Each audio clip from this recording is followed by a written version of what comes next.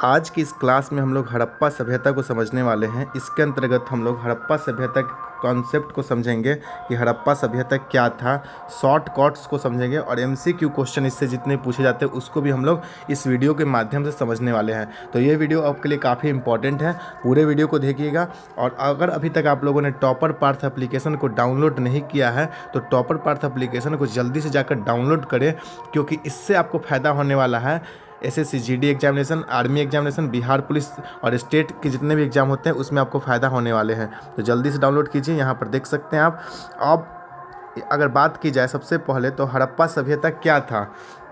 हड़प्पा सभ्यता, जिसे हम लोग सिंधु घाटी सभ्यता के नाम से भी जानते हैं, प्राचीन नगरीय सभ्यता था। यह एक कांस्य युगीन सभ्यता था जिसमें लोगों ने तांबा और टीन को मिलाकर कांसा बनाना सीखा था। हम लोग जानते हैं कि अलग अलग धातुओं को मिलाने से नया धातु बनता है। तो इस समय लोगों को क्या हुआ, लोगों ने नए नए चीज़ों का आविष्कार करना सीखा। और इसके बाद लोग क्या करते हैं, पहले मनुष्य क्या करते थे, इधर उधर घूमते थे, लेकिन अब उसके बाद उन्होंने क्या करना शुरू किया, कॉलोनियों में रहना शुरू किया। उन्होंने क्या किया, एक समाज बनाना शुरू किया। तो ये सब शुरुआत होती है हड़प्पा सभ्यता से। इसे कहा जाता है सब विश्व के सबसे प्राचीन सभ्यता। और इसका खोज किसने किया था, तो इसका खोज 1826 में सबसे पहले इसकी जानकारी दिए थे चार्ल्स मैसन ने, और खोज किया गया था दयाराम साहनी जी के द्वारा। मोहनजोदड़ो की खोज किया हुआ था 1922 ईस्वी में राखलदास बनर्जी के द्वारा। तो ये डेट आपको याद रखना है, क्योंकि ये डेट से भी क्वेश्चन पूछे जाते हैं। 4 ऑप्शन आपको दे दिया जाएगा और पूछेगा कि हड़प्पा सभ्यता का खोज कब हुआ।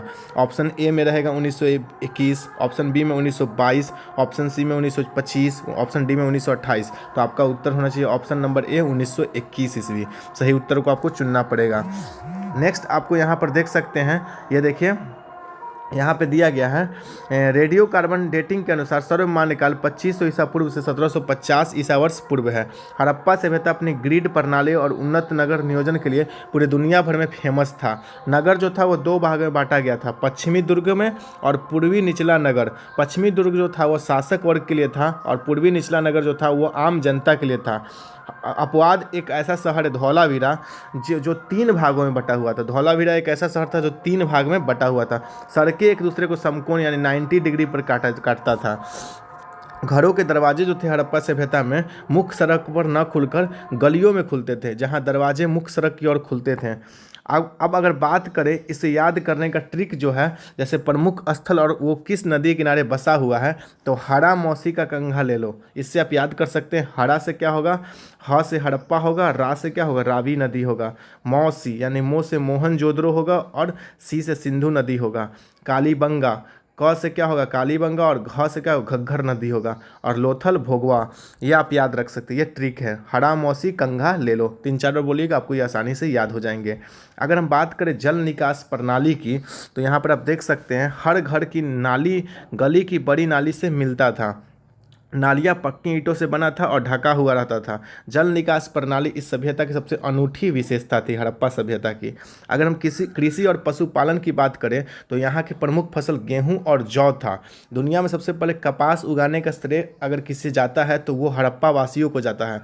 यूनानियों ने कपास को सिंडन कहा था, ये आपको याद रखना होगा। हड़प्पा वासी लोहे और घोड़े का व्यापक रूप से परिचित नहीं थे, हालांकि सुतकोंडा से घोड़े की हड्डियाँ मिली है। वाणिज्य एवं व्यापार और वाणिज्य की बात की जाए तो लोथल यहाँ का एक प्रमुख बंदरगाह था। इनका मुख्य व्यापार मेसोपोटामिया यानी कि मेसोपोटामिया जो आधुनिक इराक है उसका पहले नाम मेसोपोटामिया था। जैसे अपने देश भारत का अलग अलग नाम है, भारत है, हिंदुस्तान, आर्यावर्त, जम्मूद्वीप, इंडिया, ये सब भारत का नाम है। उसी तरह से यहाँ पे इराक जो है, इराक का पुराना नाम मेसोपोटामिया था। मेसोपोटामिया के अभिलेखों में हड़प्पा को मेलुहा कहा गया है। धर्म और संस्कृति की बात की जाए तो समाज मुख्य रूप से मातृसत्तात्मक था, यानी कि यहाँ पर मातृ देवी की पूजा की जाती थी।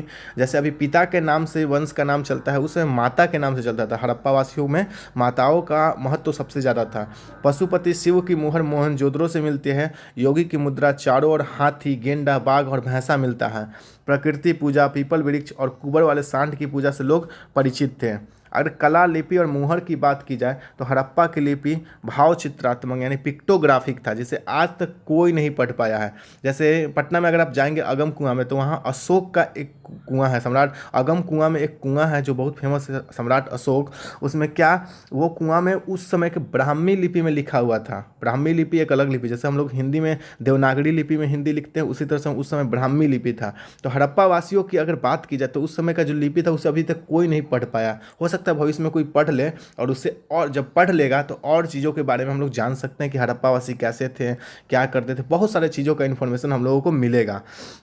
लेकिन अभी तक तो कोई पढ़ नहीं पाया है, अभी तक अपडेट है। मोहनजोदड़ो से विशाल स्नानागार मिला है, मतलब बहुत बड़ा बाथरूम मिला है, और अन्न का भंडार, अन्न रखने का जो जगह है वो भी मिला है मोहनजोदड़ो से। अब हम बात करें हड़प्पा सभ्यता खत्म कैसे हो गया, नष्ट कैसे हो गया। तो हड़प्पा सभ्यता जो खत्म हुआ उसका सबसे प्रमुख कारण बाढ़ था। हम सभी लोग जानते हैं कि सिंधु, झेलम, व्यास और रावी जितने भी नदियाँ हैं, तो वो क्या करती है, बहुत सारे पानी लाती है। नदियों के द्वारा बहुत सारे पानी हर वर्ष आते हैं, और आप लोग देखते हैं कि नदी का मार्ग हमेशा बदलते रहता है।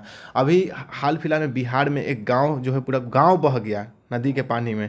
तो आप देख सकते हैं कि बहुत सारे सभ्यता क्यों होते हैं, नष्ट हो जाते हैं नदियों की वजह से। बहुत सारे सभ्यता नष्ट हो गए भूकंप और सुनामी की वजह से। क्या द्वारिका भी है गुजरात में, जो द्वारिका था जहाँ पर भगवान कृष्ण का जो नगरी था वो नहीं है, वो समुद्र में अब डूब गया है द्वारिका।